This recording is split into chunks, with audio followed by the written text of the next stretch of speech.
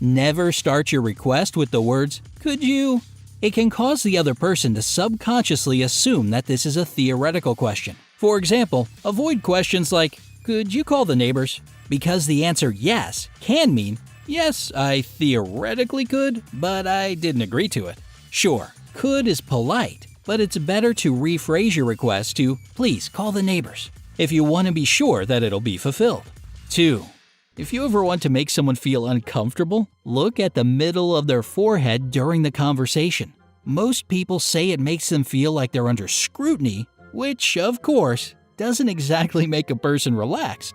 Not sure why you'd want to do this to others, but who knows, the situation may arise. 3.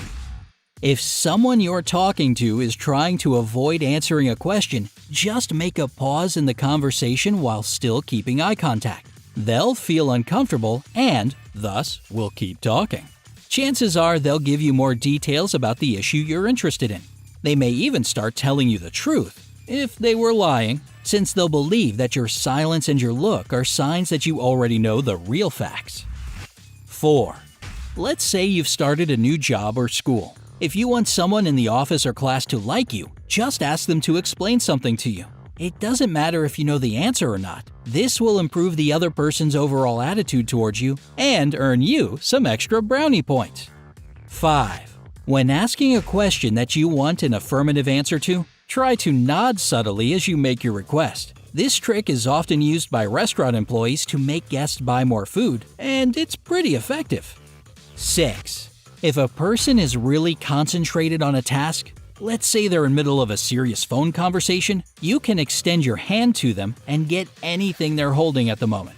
They might not even remember later on. The trick works the other way around too.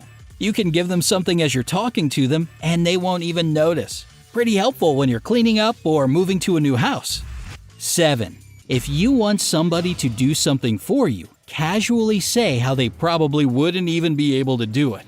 Most people will try really hard to prove someone wrong when it comes to doubting their capabilities. You can also make a small or unusual request before getting down to the main issue. In this case, you'll establish a connection with the person, so they probably won't have the heart to turn you down afterwards.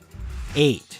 Just like with questions you need to get an affirmative answer to, start nodding just a little bit during a conversation. Interestingly enough, this will make the person you're talking to more attentive to your words, and they won't even realize why. 9.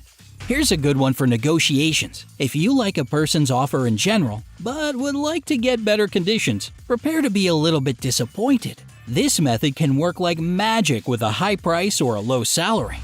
10. As soon as your alarm clock goes off, sit up, make 2 fists, and yell, "Yeah!" as if you're a soccer player who's just scored a goal. It sounds bizarre, but it really does help you easily get out of bed feeling refreshed. Just try it for yourself and let us know down in the comments if it worked for you. 11. If you're always worried whether or not you locked the door or turned your iron off, just say some absolutely absurd phrase when you're doing these things. The phrase could be different every single day. For example, you say "green rabbit" and turn the iron off, or "oppressive crab" and lock the door. The next time you start doubting whether or not you did something, you'll remember saying this weird phrase, and it'll calm you down. 12.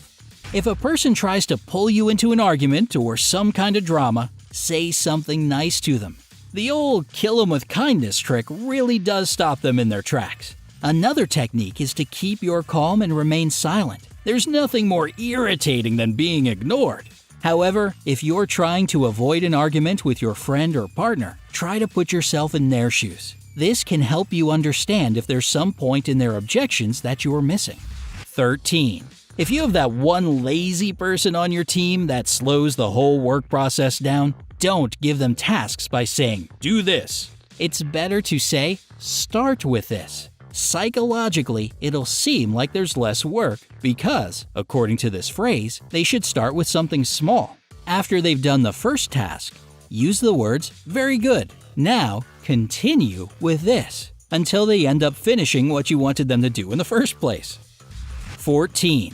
If you have to speak in public, don't forget to take a bottle of water with you. First of all, you'll need it since your nerves will make your mouth feel like the Sahara Desert.